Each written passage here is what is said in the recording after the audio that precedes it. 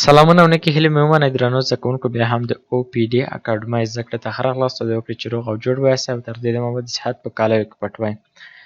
درنو زده کوونکو، د ریاضۍ ټولګی دی، د حساب برخه ده. تېره برخه کې موږ شپږم لوست پای ته رسولی و، چې موږ مکمل عدد چې کوم و، دې ترڅنګ طبیعي عدد چې کوم، بخښنې سره تام عدد چې کوم و، دا هم پای ته ورسول. نن زموږ اووم لوست دی. اووم لوست کې د کسري اعدادو له برخې څخه خپل درس پیل کوو. کسري عدد هم د حقیقي اعدادو له ډلې څخه دي، چې انګلیسي کې ورته فرکشن نمبرز وایي. لومړی راځو د دې معرفت ته چې دا څه ډول عدد دي. هغه عدد چې د A پر B ډول سره وښودل شي د کسري اعدادو په نوم یادیږي. یعنې هغه عدد چې د A پر B ډول سره وښودل شي د کسري اعدادو په نوم یادیږي. مثلا A پر B څه معنا؟ A پر B ګورئ، مثلا زه لیکم A پر B. دلته د A او B پر ځای هر عدد راتلی شي. مثلا که زه ولیکم 1 پر 2، دا یو کسري عدد دی، ځکه ګورئ A پر ځای 1 راغی، B پر ځای 2، هر عدد راتلی شي. یا مثلا زه درته ولیکم چې 15 پر 10، یا ولیکم چې 3 پر 8. دا څه ډول عدد دی؟ دا کسري عدد دی. کوم ډول لیکل شوي؟ A پر B. A لکه A پر B، یعنې دا یوازې یو سمبول دی، یوه نمونه ده. ته د A پر ځای هر عدد لیکلی شي او د B پر ځای هم هر عدد لیکلی شي. بله خبره دا ده چې یعنې بل تعریف چې دی هغه دا دی چې هغه عدد چې د اشیاو نه مکمل واحد بیان کړي د کسري عدد په نوم یادیږي. یعنې حساب یې په دقیق ډول سره ترسره نه کړي، یا که په بله وینا ووایو چې یعنې واحد یې نامکمل کړي. مثلا تاسو وایئ چې 3.15 قلمونه، دا خو یو نامکمل واحد شو. یا مثلا ووایو 2 صحیح 4 پر 8، یا 0.85، یا 3 پر 2، یا 10 پر 9، یعنې په دې ډول سره. بله موضوع چې ده هغه ناطق یا هم نسبتي عدد دی.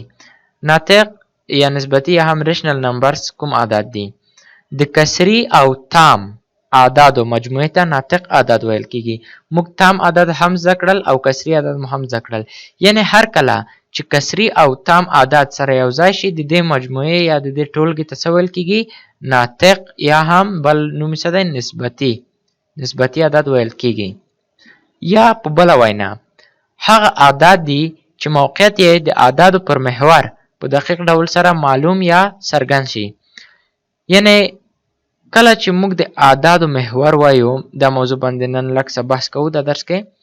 هغه عدد دي چې موقعیت یې یعنې ځای یې د اعدادو پر محور باندې په ښه ډول سره معلوم شي.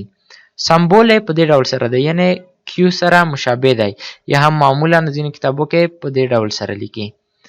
او مثالونه په دې ډول سره دي. مثلا تاسو ګورئ 0.85 لکه کسري عدد ده، یا هم مثلا دغه ځای په نظر کې ونیسئ د تام او کسري عددونو مجموعې ته ګورئ، لکه 15 تام دي او 3 پر 4 دلته په نظر کې ونیسئ، دا څه دي؟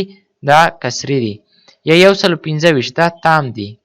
نو دلته ناطق عدد په دې ډول سره ویل کېږي. آسان تعریف او تحلیل په دې ډول سره ده چې هر کله کسري او تام عدد سره یو ځای شي د دې مجموعې ته ناطق عدد ویل کېږي. دلته محور کې درته ښایم، تاسو ګورئ ما دلته د اعدادو محور جوړ کړی. د اعدادو محور په دې ډول سره دی چې ښي اړخ ته مثبت عدد وي او چپ اړخ ته منفي عدد وي، او د دې منځ یا د دې کوم سرحد چې دی دا مبدا چې کومه ده دا 0 وي.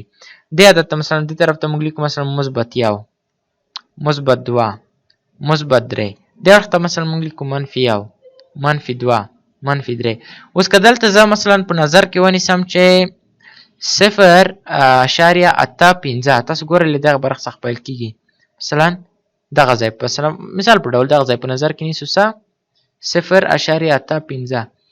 دا چې کله اصلي د محور عدد تاسو وګورئ هلته ښه درته معلومېږي. دلته ما یوازې یو ساده رسم کړی. نو دلته تاسو ګورئ ما د 0.85 موقعیت چې کوم په ښه ډول سره دلته پیدا کړو، نو دا یو ناطق عدد دی. راځو بلې موضوع ته، غیر ناطق یا غیر نسبتي عدد. تقریبا یعنې د دې مطلب په دې ډول سره زده کړئ چې د ناطقو عددو ضد دي، یعنې برعکس هم دي.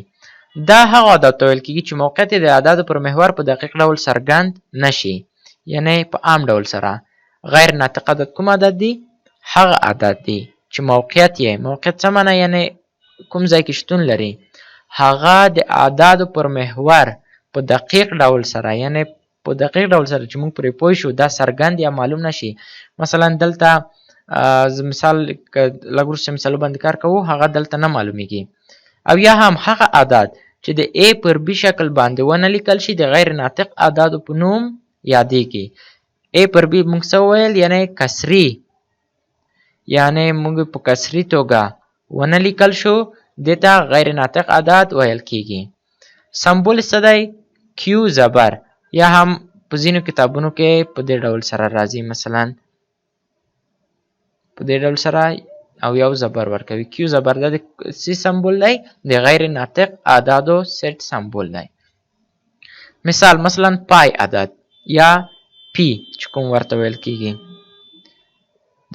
دا عدد چې کوم دی دا غیر ناطق عدد دی. ولې؟ ځکه موږ د اعدادو پر محور د دې قیمت په دقیق ډول سره نشو پیدا کولی. مثلا د دې قیمت ډېر اوږد دی مثلا که موږ شروع کړو 3.1 یا په همدې ډول د مارکو دا ډېر اوږد قیمت دی چې دلته نه معلومیږي د عدد پر محور. یا د اویلر عدد کوم قیمت چې دی یا د دوو جذر چې دا وروسته وایي جذر څه ته ویل کیږي. یا هم دلته تاسو ګورئ 3.98 متوالي دلته تاسو ګورئ اته چې کوم دی په خپل سر باندې یو ډش لري چې دا ډش د څه معنی ورکوي د متوالي څه معنی یعنی نه ختمیدونکی. نو نه ختمیدونکی عدد چې دلته موږ په نظر کې ونیسو له دریو څخه به مثلا 3 دي دغه ځای څخه موږ ادامه ورکو دا نه ختمیږي چې موږ مثلا وایو 3.98 متوالي ځکه دا نه دی معلوم چې څو دي نو دا غیر ناطق یا غیر نسبتي عدد دي. هیله لرم چې دا درس مو په ښه ډول سره زده کړی وي. دې لپاره چې خبرې پوه شئ درس څو ځله وګورئ ځان سره تمرینات پرې ترسره کړئ او د دې ترڅنګ که چیرې زموږ یوټیوب چینل ته نوي راغلي یاستئ نو حتما دا چینل در سره سبسکرایب کړئ تر څو د نوي درسونو څخه چې د فزیک کیمیا بیولوژي او داسې نورو برخو کې تاسو ته وړاندې کیږي هغې څخه هم خبر شئ. بیا هم ستاسو له لیدو او اورېدو څخه راونړئ. مننه.